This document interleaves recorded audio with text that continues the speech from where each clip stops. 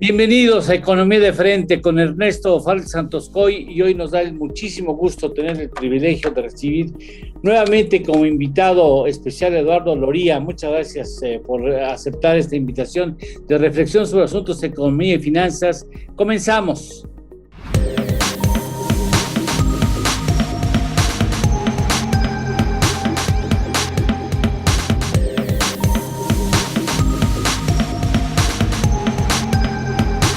Economía de Frente.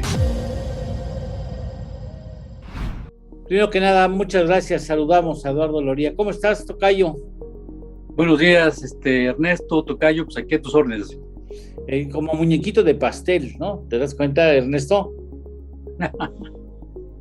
¿Parece merengue? Parece merengue. No, pues está arriba del pastel de matrimonio, muy elegante. Muy elegante como para recibir malas noticias. ¿Cómo viste la semana, Eduardo? Esta retiro, esta baja del grado de inversión a petróleos mexicanos por parte de Moody's va a dar mucho de qué hablar. Queremos escuchar tu punto de vista. Pues ya se habían tardado realmente. Esto debe haber ocurrido hace algún tiempo, ya lo hicieron, y bueno, esperemos que ahora vengan otras calificaciones a la baja en cascada, después de esta de Moody's, y esto era de esperarse, igual que Comisión Federal, y el problema no solamente que va a aumentar la prima de riesgo en términos de los bonos de Pemex y de Comisión Federal, sino que también va a afectar a empresas privadas, como lo fue hace 2 años, que también afectó la calificación de Liverpool y otras empresas privadas, con lo cual su grado de rentabilidad y su grado de liquidez y de salud financiera también las va a afectar. Entonces digo, es una muy mala noticia, pero pues que ya se esperaba desde hace algún tiempo. ¿Qué tan grave es, Ernesto? ¿Cómo ves las cosas? Sí, coincido con Eduardo. Era algo que más bien no entendíamos cómo se estaban tardando, pero aquí lo que yo veo grave es cuando ves el comunicado que sí está diciendo Moody's que pues, vuelve a bajar la calificación de Pemex, la deja en perspectiva negativa, que quiere decir, y la puedo volver a bajar.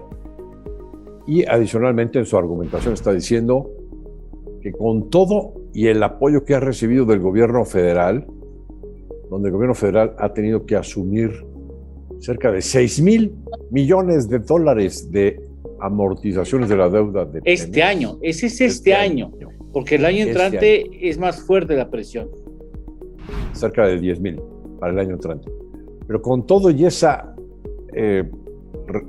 digamos que colaboración que hace el gobierno federal para apoyar a Pemex, con todo y eso baja la calificación, pero además dice Moody's que la calificación del gobierno federal está también en perspectiva negativa.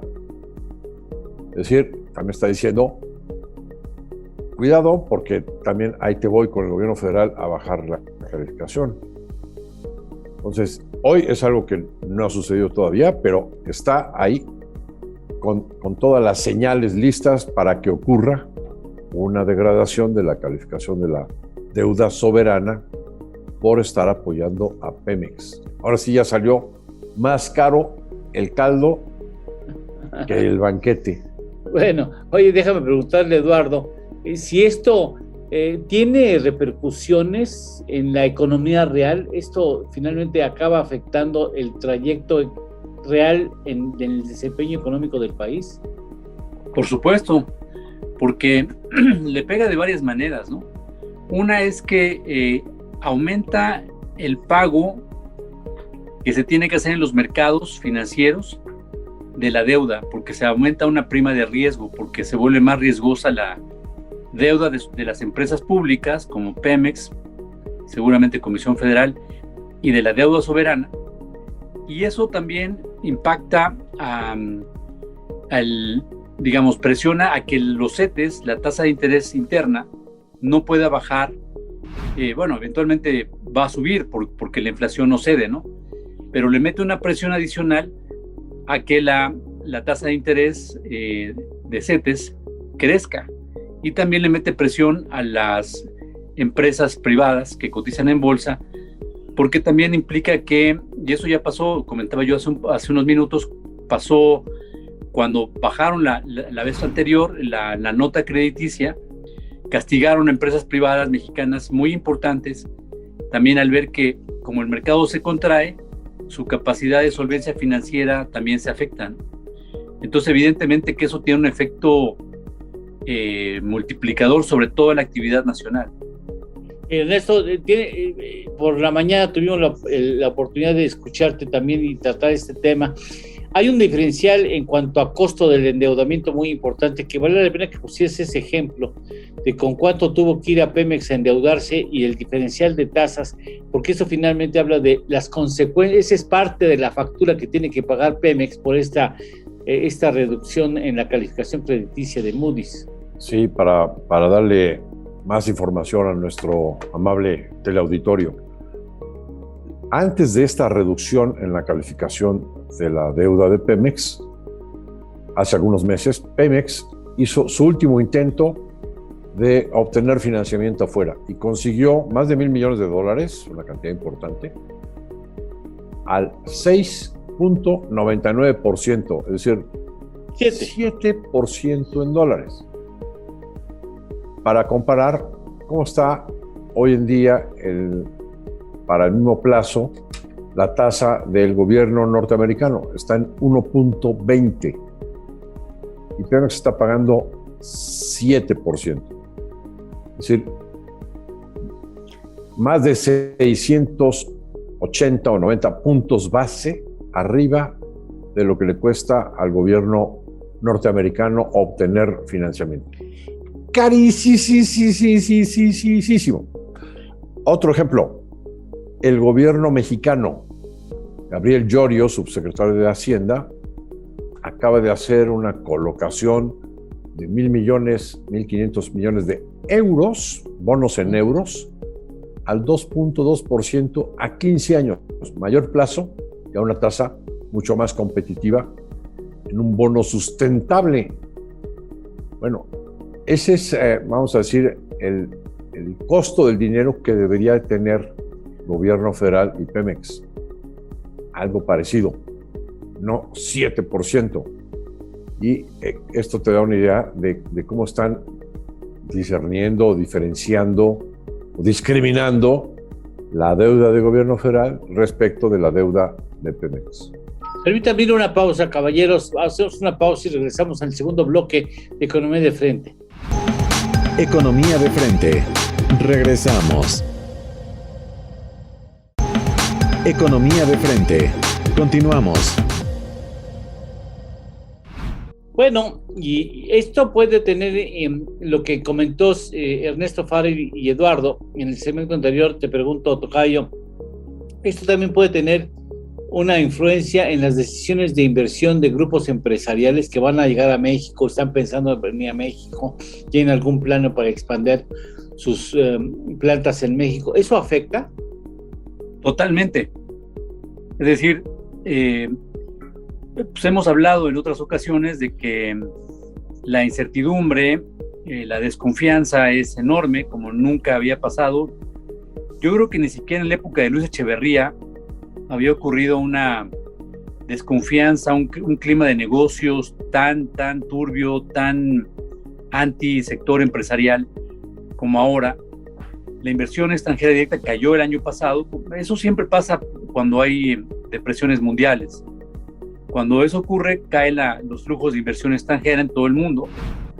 Y bueno, ahora de lo que se trataría es de generar las condiciones para que recuperáramos pues el ritmo anterior. Bueno, pues esta noticia, pues evidentemente castiga aún más cualquier incentivo que pudiese todavía quedar para que recibamos más inversión extranjera directa. Y peor aún, esto favorece que la inversión mexicana al exterior aumente. O sea, hay un flujo muy importante de inversión mexicana que ha ido saliendo del país por no encontrar las condiciones domésticas. Entonces, esto va a hacer que aumente pues el incentivo de mexicanos en invertir en el exterior. Qué barbaridad. ¿Eso ya se nota, Ernesto? Sí, hemos estado viendo varios proyectos de inversión que se cancelan y pues también varios inversionistas mexicanos que, como bien apunta Eduardo, en lugar de estar buscando proyectos de inversión aquí, están buscando proyectos inmobiliarios en Madrid o en Miami. Mejor invierten afuera que invertir en México por la desconfianza. O sea, no se trata nada más de una crisis de las calificaciones de la deuda soberana y de la deuda de México, sino pues básicamente es la falta de respeto al Estado de Derecho, todo un ambiente en contra del sector privado, del empleo y poco amigable también para la inversión privada, que pues genera esa conducta que es totalmente entendible o racional. Mejor, si tengo algún excedente de dinero, mejor lo invierto afuera, donde me ofrecen mejores garantías, un mejor trato fiscal también, ¿no? También hay que hablarlo. En Estados Unidos la tasa de impuesto efectiva sobre la renta es 24%, o sea, el nominal es 21%. Y en México es 30% más el 10% de reparto de utilidades a los trabajadores. Y si se te ocurre repartirte un dividendo en efectivo, te cobran un 10% adicional, es decir, se llevan la mitad de tu ganancia. Déjame que preguntarle algo a Eduardo, anticipando vísperas, y espero no ser agorero del desastre, y espero que eso nunca suceda. Pero ¿qué sucedería en la economía, Eduardo? Sobre todo esta pregunta va orientada para que obtengamos una respuesta que nos permita a quienes no estamos versados en el asunto económico comprender la trascendencia del asunto. ¿Qué sucedería si le quitan a México el grado de inversión? ¿Qué pasaría en el país? Bueno, no significa que el país se caiga a pedazos, ¿no? Significa lo que ya hemos tratado, que pues aumente el pago de la deuda interna y externa, se ahuyentan las inversiones, con lo cual se reduce aún más la capacidad de crecimiento, se presionan, pues la poca generación de empleos pues se va a hacer más difícil, la recaudación fiscal va a ser menor y aparte el gasto público tiene que orientarse a pagar más intereses de la deuda interna y externa. Entonces todo eso configura un ambiente de mayor dificultad para recuperar el crecimiento económico. Porque, por ejemplo, Brasil ya perdió el grado de inversión, ¿no, Ernesto? Y no lo ha podido, porque tampoco se recupera, no es enchilame esta gorda, o sea, no es una cuestión de que, lo perdí, pero se me he hecho ganas en 2 o 3, no, o sea, hay que invertir mucho tiempo para volverlo a tener. A todo lo que ha comentado Eduardo, le agregaría que hay otro detallito, ¿no? Que son más de 88,000 millones de dólares de tenencia de valores gubernamentales en manos de inversionistas residentes en el extranjero. 88,000 millones de dólares. Que tendrían que salir. Que están hoy en día invertidos en deuda en pesos porque gozamos todavía del grado de inversión. Cuando estos inversionistas vean que se viene una degradación o que es posible de la calificación, pues no se van a quedar con los brazos cruzados, sino que van a salirse. Hoy en día, por la tecnología en los mercados financieros, ese dinero puede salir en un nanosegundo. En un clic. En un clic. ¡Pum! Vámonos. Venden los bonos mexicanos en pesos. Obtienen pesos. Hay que comprar los dólares. Después de que obtienes pesos, compras dólares y ejerces una presión al tipo de cambio. Exactamente. Es una sobredemanda de 88,000 millones de dólares en el mercado cambiario para los dólares y oferta de pesos. Y entonces eso al final te generaría una macro devaluación que hoy en día es totalmente innecesaria, pero se daría. Bueno. Moody's ya está bajando la deuda de Pemex y está advirtiendo que pudiera llegar a bajar, porque la tiene en perspectiva negativa, la deuda soberana de México, aunque hay todavía 2 escalones arriba del grado de inversión. Pero le puede jalar de 2 en 2, o sea, no tiene que bajar de 1 en 1.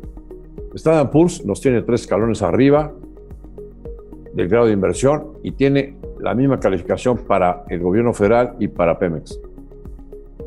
Mañana nos la quitan y pues se genera este efecto, que sería una macro devaluación, junto con todo lo que nos acaba de comentar Eduardo, que sube el costo del dinero, y por lo tanto hace que la economía, pues en lugar de recuperarse, se vaya más bien hacia un entorno de recesión. Déjame ir a una pausa y regresamos con Eduardo Loría, porque él nos tiene que explicar. Eso es un escenario catastrofista, quizá no necesariamente tiene que pasar, o no necesariamente va a pasar, cómo se puede evitar y cómo podemos entender que estamos en esas circunstancias cuando la economía está en la perspectiva de crecer 6.5% en este año. Después de una pausa, la respuesta. Economía de frente. Regresamos. Economía de frente. Continuamos. Entonces, tocayo, esto se puede evitar que haya un retiro del grado, que México, como nación soberana, pierda el grado de inversión. ¿Es posible que no suceda? Mira, yo lo veo muy complicado, sobre todo porque la lectura que hacen todos los mercados internacionales sobre la política económica y sobre lo que hace este gobierno, pues es muy mala. Pues hace unos días The Economist nuevamente volvió a parafrasear la pregunta extraña, oscura y conspicua, ¿no? De pues lo que va a pasar el 1 de agosto, ¿no? Y esto, bueno, pues no es una buena lectura que hace nadie en el extranjero.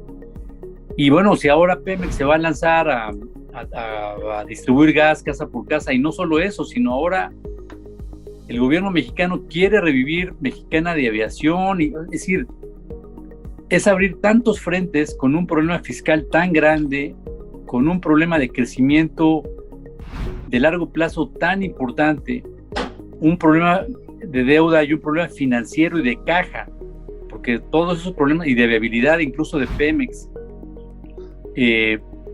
ahora concentrando el mercado monopólico de la electricidad, pues todo eso no son buenas noticias, todo eso son datos que empeoran la perspectiva mundial sobre la viabilidad fiscal del gobierno mexicano.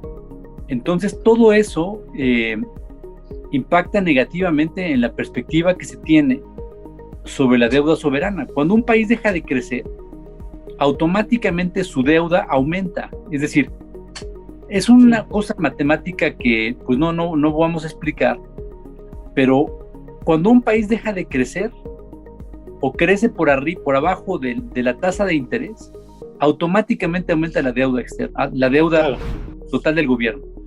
Entonces, aunque tú no te endeudes más, crece la deuda porque no crece tu economía, o sea, no crece tu capacidad de pagar.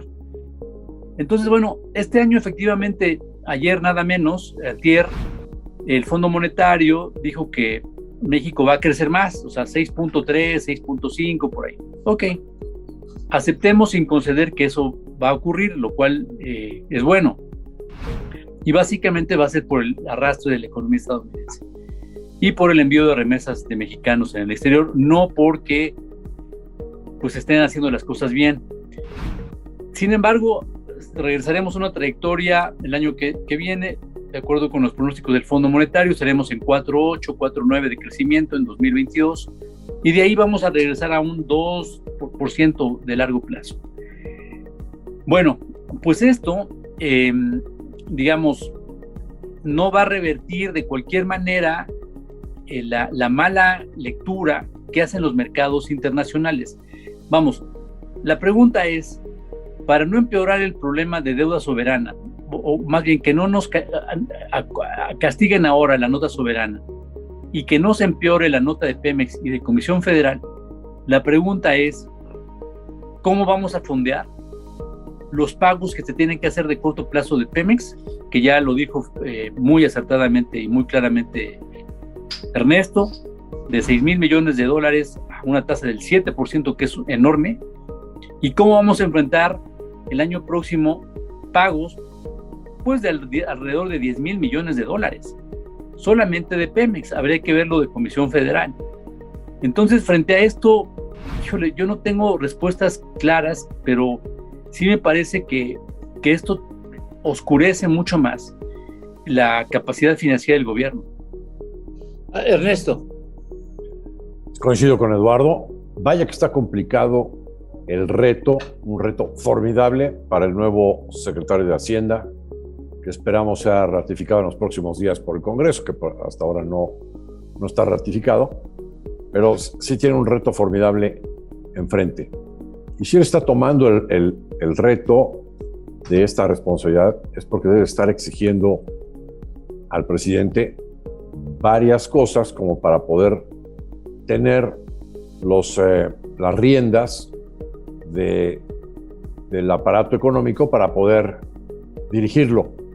Entonces, creo que vamos a ver próximamente varios anuncios de cambios en algunos puestos, de programas nuevos, etcétera, porque al final de cuentas, aquí la pregunta sería, bueno, ¿México es viable o ya valió gorro completo, no?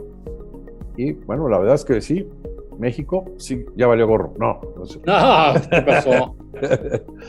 México es una economía totalmente viable todavía.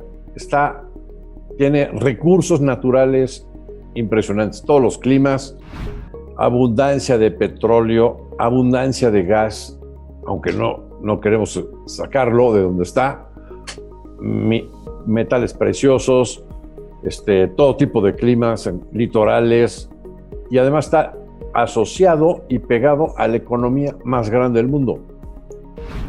Es más bien el país de la pobreza inexplicable.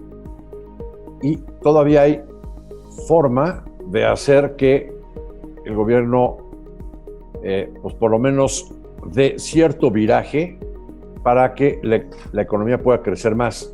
Por ejemplo, digamos, ahorita dice Eduardo, es que no veo cómo. Bueno, pues sí, si le sigues pegando todos los días al sector privado y a la confianza económica, pues sí, no hay cómo. Pero, pues, simplemente en lo que es el ahorro para pensiones, hay ahí una riqueza, un ahorro importantísimo que pudiera ayudar a mejorar la perspectiva económica. La banca mexicana pues tiene hoy en día un índice de capitalización de alrededor del 17% y podría ser más. Lo que pasa es que no hay los elementos para que haga más. La banca de desarrollo, en parte, ¿te acuerdas que hay banca de desarrollo? ¿Sí te acuerdas?